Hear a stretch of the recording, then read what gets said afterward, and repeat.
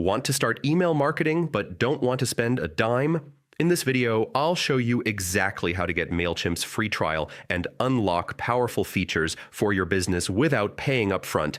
Stick with me until the end. I'll share a couple of tips to get the most out of your free trial and even extend its value. First, click the special link I've added in the description. This takes you straight to Mailchimp's official sign-up page. No need to hunt around.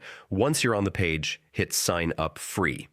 You'll be asked to create an account by entering your email, username, and password. After confirming your email address, you'll be taken to your Mailchimp dashboard.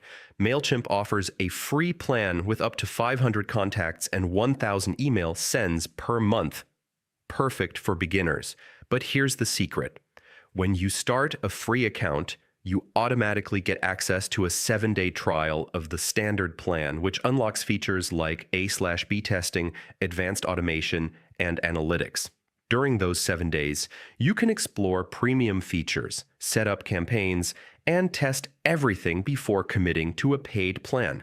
If you decide you need more time or want the paid plan at a discount, try these coupon codes during checkout. MCF REE20, 20% off your first month.